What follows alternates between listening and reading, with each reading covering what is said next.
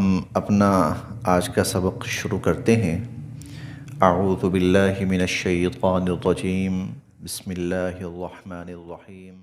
Number 193 ختم ہو کر 194 شروع ہو رہی ہے۔ اعوذ باللہ من الشیطان الرجیم، بسم اللہ الرحمن الرحیم۔ الشہر الحرام بالشہر الحرام والحرمات قصاص فمن اعتدى عليكم فاعتدوا عليه بمثل ما اعتدى عليكم واتقوا الله واعلموا ان الله مع المتقين۔ الشہر الحرام، شہر مہینہ، الحرام حرمت والا، الشہر الحرام حرمت والا مہینہ، بالشہر الحرام حرمت والے مہینے کے بدلے میں ہے۔ الشہر الحرام بالشہر الحرام حرمت والا مہینہ حرمت والے مہینے کے بدلے میں ہے۔ والحرمات، اور جو حرمتیں ہیں، قصاص وہ برابر سرابر ہیں۔ والحرمات قصاص، اور جو حرمتیں ہیں وہ برابر سرابر ہیں۔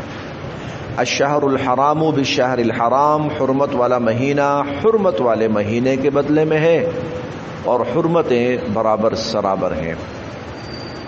یہ بات پیچھے بھی تقریباً بیان ہو چکی ہے کہ جب مسلمان عمرہ کے لیے جا رہے تھے تو مہینہ تھا حرمت والا۔ وہ لوگ اس چیز کا بہت خیال کرتے تھے کہ حرمت والے مہینے میں لڑائی نہ ہو۔ مسلمان ظاہر ہے اسی معاشرے میں تھے، جیسے ہمارے ہاں نا کچھ چیزوں پر بہت زیادہ فوکس ہے۔ محرم کا مہینہ آتا ہے، سفر کا مہینہ آتا ہے، تو ایک کچھ کانسیپٹ بنے ہوئے ہمارے ہاں، وہ بڑے پختہ ہیں وہ، اور اگر کوئی اس کے خلاف بات بھی کر دے تو اچھا خاصا اس پر ایشو کھڑا ہو جاتا ہے۔ اس طرح ان کے ہاں جو حرمت والے مہینے تھے ان میں لڑائی وغیرہ یہ بہت بڑا گناہ تھا ان کی نظر میں، اور واقعتاً اللہ تعالیٰ کی طرف سے بھی منع کیا گیا تھا کہ ان مہینوں کا احترام کیا جائے۔ اب مسلمان جب لڑنے جا رہے، عمرہ کرنے جا رہے تھے تو خدشہ تھا کہ کوئی ٹکراؤ ہو۔ اب مسلمانوں کے ذہن میں یہ تھا کہ اگر ٹکراؤ ہوتا ہے تو غلط ہے، ایک تو وہ جگہ محترم ہے، وہاں ویسے لڑنا منع ہے، مہینہ ہے اس میں بھی لڑنا منع ہے۔ تو اللہ تعالیٰ نے یہی بات پیچھے بھی بیان فرمائی اور یہاں پر بھی یہی بات بیان فرمائی کہ حرمت والا مہینہ حرمت والے مہینے کے بدلے میں۔ بدلے کا مطلب یہ کہ بھائی اگر وہ حرمت کا لحاظ کریں تو تم پہلے کرو، لیکن اگر وہ حرمت کا لحاظ نہ کریں تو پھر کوئی لحاظ نہیں۔ والحرمات و قصاص، حرمتیں برابر سرابر۔ برابر سرابر کا مطلب یہ ہے جب وہ حرمت پہ آئیں گے، احترام کریں گے، تقدس بحال رکھیں گے، تم بھی رکھو، لیکن اگر وہ تمہارے گلے کاٹنے پہ آ جائیں، تمہیں مارنے پہ آ جائیں، پھر تم بھی ان کے ساتھ وہی سلوک کرو۔ اور حرمتیں برابر سرابر ہیں۔ حرمتوں کا حکم ان کے لیے بھی ہے، تمہارے لیے بھی ہے۔ اگر وہ حرمتوں کا پاس نہیں کرتے تو پھر تم بھی مستثنا، تمہیں بھی اجازت ہے کہ تم بھی بدلہ لے سکتے ہو، اور پھر تمہیں بھی اجازت ہے کہ تم بھی ان سے مقابلہ کر سکتے ہو۔ الشہر الحرام، حرمت والا مہینہ، بالشہر الحرام حرمت والے مہینے کے بدلے میں ہے۔ والحرمات قصاص، اور حرمتیں برابر سرابر ہیں۔ فمن، پس جس نے، اعتدا زیادتی کی، علیکم تم پر، پس جس نے تم پر زیادتی کی یا جو تمہارے ساتھ زیادتی کرے، فاعتدوا، تو لفظی ترجمہ تو یہی ہے کہ تم بھی زیادتی کرو، لفظی ترجمہ یہی ہے، لیکن جو منظر بنتا ہے نا اس لحاظ سے ترجمہ یہ بنتا ہے فاعتدوا، پھر تم بھی بدلہ لے سکتے ہو، پھر تم بھی بدلہ لے سکتے ہو، کیونکہ یہ حکم اصلاً سب سے پہلے ہے نبی کریم صلی اللہ علیہ وسلم کے لیے، آپ اور آپ کے ماتحت صحابہ، تو ہم یہ نہیں کہہ سکتے کہ حضور علیہ الصلوۃ والسلام زیادتی کریں، یہ سوچ بھی نہیں سکتے ہم.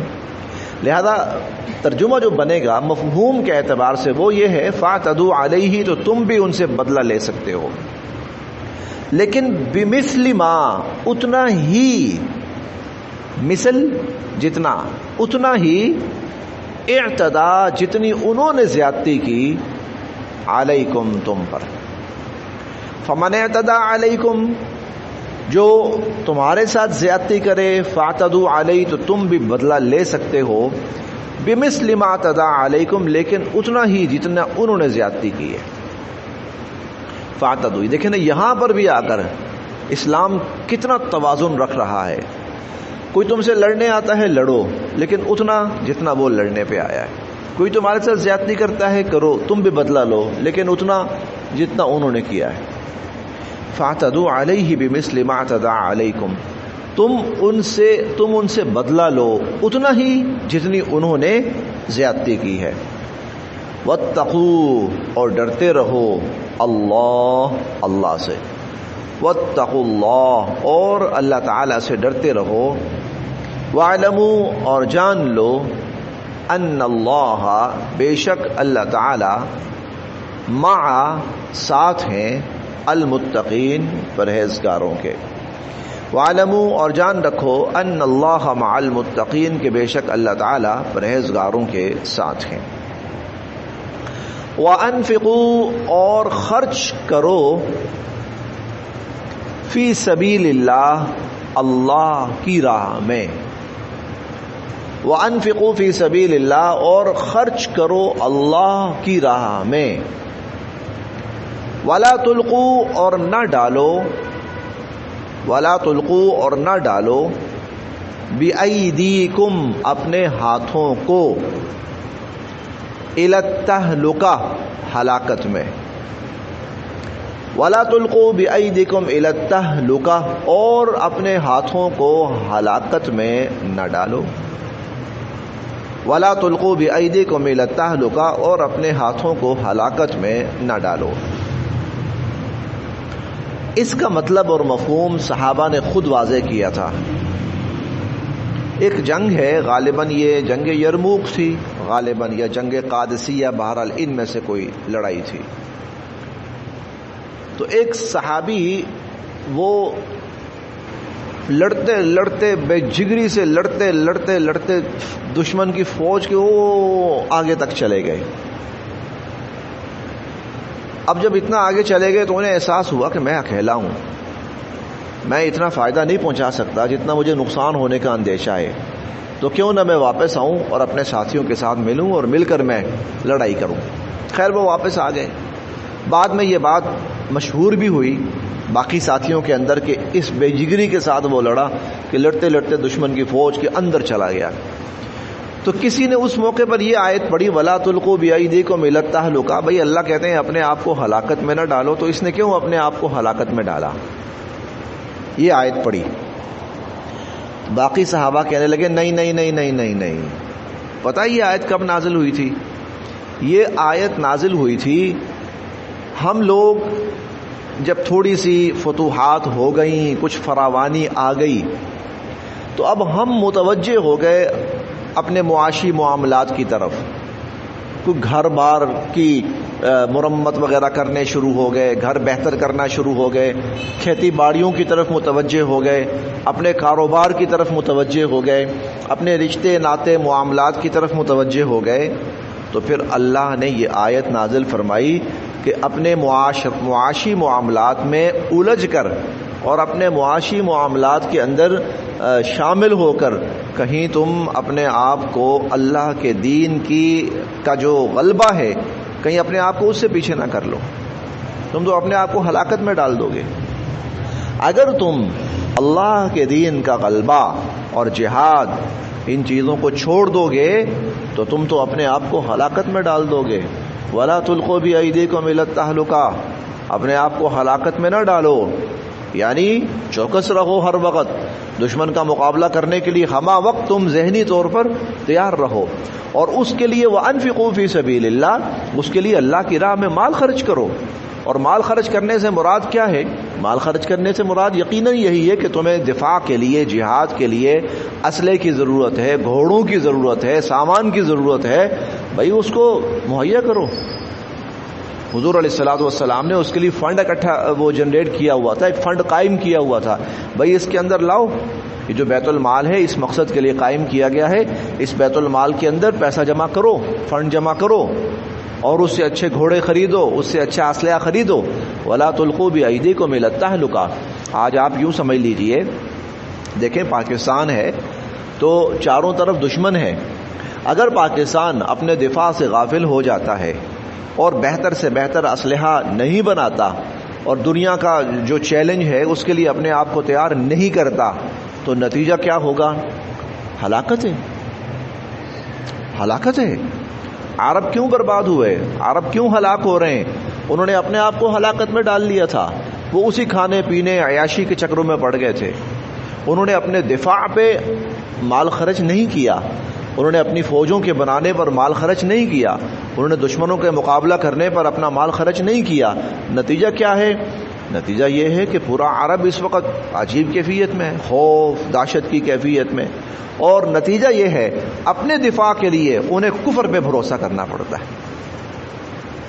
اپنے دفاع کے لیے اب یہ جو خلیج میں جو جنگ ہوئی ہے اور اس کے بعد جو کفریہ طاقتیں آ کر یہاں پر مسلط ہوئی ہیں 99 سال کا ایک لیز وہ معاہدے پر، ہاں یہ کیا ہوا؟ اپنے آپ کو خود ہلاکت میں ڈالا کہ عرب اپنی حفاظت نہیں کر سکتے تھے، عرب اپنی حفاظت نہیں کر سکتے تھے، اور انہوں نے دشمنوں کو کہا کہ ہمیں بچاؤ، ہماری حفاظت کرو۔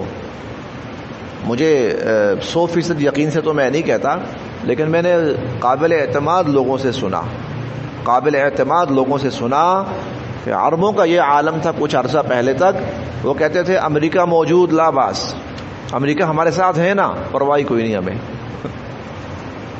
میں تو سمجھتا ہوں یہ کفریہ جملہ بنتا ہے تقریباً۔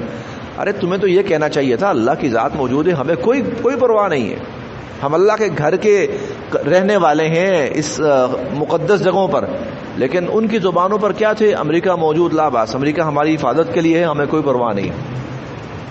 یہ تھا اپنے آپ کو ہلاکت میں ڈالنا۔ تو اللہ تعالیٰ مسلمانوں کو اس موقع پر جب وہ اس طرف سے تھوڑا سا متوجہ ہو کر اپنے معاشی معاملات کی طرف زیادہ متوجہ ہو گئے تو اللہ ان سے فرما رہے ہیں وَلَا تُلْقُوا بِأَيْدِيكُمْ إِلَى التَّهْلُكَةِ، اپنے آپ کو ہلاکتوں میں نہ ڈالو۔ خیر بعد میں تھوڑی سی تقسیم ہو گئی۔ تقسیم یہ ہوئی، پہلے یہ ہوتا تھا کہ افراد مخصوص نہیں تھے، افراد مخصوص نہیں تھے کہ یہ لوگ اس کام کے لیے، یہ لوگ اس کام کے لیے، یہ لوگ اس کام کے لیے، نہیں۔ اس وقت یہ ہوتا تھا آغاز میں کہ بھائی جہاں ضرورت پڑی چل پڑیں گے سارے، جہاں ضرورت پڑی سب چل پڑیں گے۔ اس کے بعد حضرت ابو بکر صدیق رضی اللہ عنہ اور خاص طور پر حضرت عمر رضی اللہ عنہ کے زمانے میں پھر تقسیم ہو گئی۔ تقسیم کیسے ہوئی کہ بھائی ہر کام کے لیے افراد مخصوص کر دیے گئے، محکمے بنا دیے گئے۔ اس میں ایک فوج کا محکمہ بھی بنا۔ فوج کا محکمہ کیا تھا؟ فوج کا محکمہ یہ تھا کہ بھئی اب جو دشمن سے لڑنا ہے اور ان کا مقابلہ کرنا ہے اس کے لیے ایک فورس مخصوص ہو گئی، یہ لڑے گی۔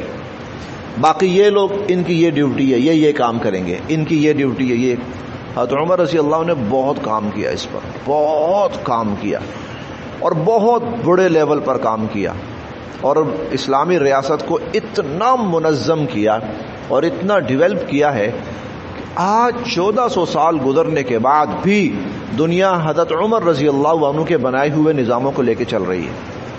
آج بھی معاشرے کے ایک ایک فرد کے لیے جو جو ضرورت تھی، جو جو محکمہ ضروری تھا، انہوں نے قائم کیا۔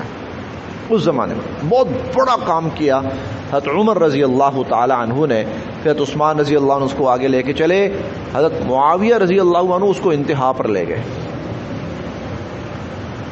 سیاست جو تھی نا وہ ختم تھی حضرت معاویہ رضی اللہ تعالی عنہ کے اوپر، تو وہ نظام مملکت کو وہ بہت انتہا پر۔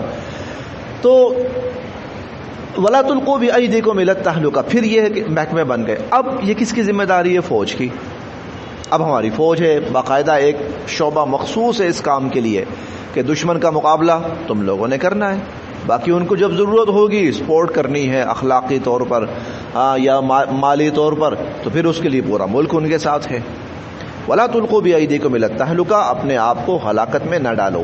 اسی سے ملتی جلتی ایک آیت ہم پڑھیں گے 10ویں پارے میں، اور وہ یہ ہے کہ دشمن کا مقابلہ کرنے کے لیے وَأَعِدُّوا لَهُم مَّا اسْتَطَعْتُم مِّن قُوَّةٍ، دشمن کا مقابلہ کرنے کے لیے جس طاقت کی، جس ہتھیار کی، جس ٹیکنالوجی کی ضرورت ہے مہیا کرو. یہ حکم ہے مسلمانوں کے لیے. اور وہاں پر بھی اللہ پاک یہی فرماتے ہیں کہ مال خرچ کرو. اور یہ مال کیا ہے؟ جس کو ہماری آج کل کی اصطلاح میں دفاعی بجٹ کہا جاتا ہے، جس کو ہماری آج کل کی اصطلاح میں ملکوں کا دفاعی بجٹ کہا جاتا ہے. فوج کے لیے، اسلحہ کے لیے، جدید ترین ٹیکنالوجی کے لیے. اللہ کا شکر ہے کہ اللہ پاک نے پاکستان کو اس حوالے سے بہت خود کفیل کر دیا ہے. اللہ پاک کا بہت کرم ہے. دعا ہے کہ اللہ پاک یہ جو نعمت ہمیں میسر ہے نہ صرف یہ کہ باقی رہے بلکہ اس میں اور اضافہ ہو.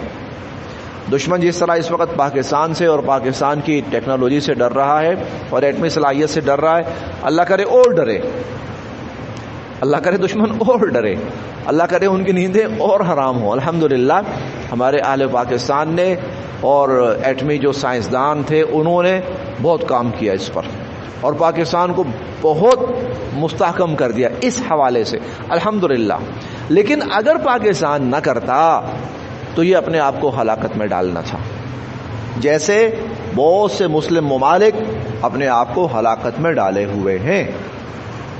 اپنا دفاع نہ کر کے، اپنی فوج تیار نہ کر کے، اپنا ایٹمی اسلحہ تیار نہ کر کے وہ اپنے آپ کو ہلاکت میں ڈالے ہوئے. تو وَأَنفِقُوا فِي سَبِيلِ اللَّهِ، خرچ کرو اللہ کی راہ میں.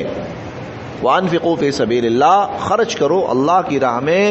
وَلَا تُلْقُوا بِأَيْدِيكُمْ إِلَى التَّهْلُكَةِ، اور اپنے آپ کو ہلاکت میں نہ ڈالو. وَأَحْسِنُوا، اور اس کا لفظی ترجمہ یہ ہے اور بھلائی کرو. وَأَحْسِنُوا، اور بھلائی کرو. لیکن جس جگہ پر یہ آیت، یہ جملہ آ رہا ہے وَأَحْسِنُوا، جس جگہ پر یہ جملہ آ رہا ہے، اس کا مطلب یہ ہے کہ دشمن کا مقابلہ کرنے کے لیے تم نے اسلحہ تیار کرنا ہے، ٹیکنالوجی تیار کرنی ہے، میزائل ہیں، جہاز ہیں. وَأَحْسِنُوا، اس کو کمال تک لے جاؤ، اس کے اندر کمال پیدا کرو، اس کے اندر خوبصورتی پیدا کرو. یہ وَأَحْسِنُوا یعنی تمہارا جو دفاعی نظام ہونا چاہیے کمال کا ہونا چاہیے، اس کے اندر کمال ہونا چاہیے، بھرپور ہونا چاہیے، بہترین ہونا چاہیے. وَأَحْسِنُوا، اور بھلائی کرو. ان اللہ، بے شک اللہ تعالی، یحب، پسند فرماتے ہیں، المحسنین، بھلائی کرنے والوں کو. یعنی اللہ ان مسلمانوں کو پسند فرماتے ہیں کہ جن کا دفاعی نظام مستحکم اور مضبوط ہوگا، جن کا دفاعی نظام مضبوط اور مستحکم ہوگا. اور یہ حضور صلی اللہ علیہ وسلم نے کیا. حضور علیہ الصلوۃ والسلام نے اپنی حیات مبارکہ میں مدینہ کا بڑا ہی مضبوط دفاعی نظام بنایا تھا. دفاعی نظام بنایا تھا حضور صلی اللہ علیہ وسلم نے. جب آپ مدینہ تشریف لائے تو اس وقت قرب و جوار کے جو علاقے تھے وہاں کفار کا قبضہ تھا. حضور علیہ الصلوۃ والسلام آہستہ آہستہ اسٹیپ بائی اسٹیپ آگے بڑھے. آپ ایک کیمپ بناتے تھے، صحابہ کرام کا ایک مورچہ بنایا. ٹھیک ہے، اس کا مطلب کیا ہے؟ یہاں تک ہماری رسائی ہو گئی. یہ مورچہ بن گیا نا، پھر کچھ عرصے کے بعد آپ اگلا مورچہ بناتے تھے، پھر اگلا مورچہ. اس سے یہ ہوا کہ مدینہ منورہ بالکل محفوظ ہوتا چلا گیا. بڑا ہی مضبوط نظام تھا حضور علیہ الصلوۃ والسلام کا. پھر وہ تھا دشمن کی نقل و حرکت پہ نظر رکھنا، دشمن سے باخبر رہنا. ہاں، انفارمیشن جو ہے وہ حضور علیہ الصلوۃ والسلام نے بڑا مضبوط نظام بنایا. اسی لیے کفار جو پلان کرتے تھے نا، تو ایک تو وحی کا ذریعہ تھا، وحی سے ہٹ کر وہیں سے ہٹ کر مسلمانوں کے ذریعے حضور علیہ الصلوۃ والسلام کو ساری اطلاعات مل جاتی تھی. حضور علیہ الصلوۃ والسلام کو اطلاعات، آپ کا انفارمیشن کا سلسلہ اس قدر مضبوط تھا کہ کفار کی نقل و حرکت، ان کی باتیں، ان کا سب کچھ مسلمانوں کو پتہ چل جاتا تھا. اچھا، اور مزے کی بات، مسلمانوں کا جو تھا نا، مسلمانوں کی جو پلاننگ ہوتی تھی وہ اتنی مستحکم ہوتی تھی کہ کفار کو آخری وقت تک پتہ نہیں چلتا تھا. جب آپ مکہ پہ حملہ کرنے گئے ہیں، مکہ پہ کفار کو تب پتہ چلا جب مسلمانوں کا اتنا بڑا لشکر وہ کفار کے سروں پہ پہنچ گیا. حضور علیہ الصلوۃ والسلام نے رات کا وقت منتخب فرمایا، راتوں رات نکلنا ہے، اور آپ نے حتی الامکان صحابہ سے فرمایا کہ لائٹ نہیں جلانی، جس قدر ہو سکے. لائٹ جلے گی تو ظاہر ہے لوگوں کو پتہ چل جائے گا کوئی حرکت ہے. چنانچہ کفار کو تب پتہ چلا جب مسلمان ان کے سروں پر پہنچ گئے. یہ کیا؟ وَأَحْسِنُوا، یہ ساری چیزیں ہیں. وَأَحْسِنُوا کے اندر اپنا دفاعی نظام، دشمن سے مقابلہ کرنے کی صلاحیت، اس میں کمال پیدا کرو، اس میں خوبصورتی پیدا کرو، اس میں انتہا پیدا کرو. اور ان اللہ یحب المحسنین، اللہ ان لوگوں کو پسند فرماتے ہیں جو ٹیکنالوجی میں کمال حاصل کرتے ہیں، جو دفاعی نظام میں کمال حاصل کرتے ہیں، جو دشمن کے مقابلے میں کمال حاصل کرتے ہیں.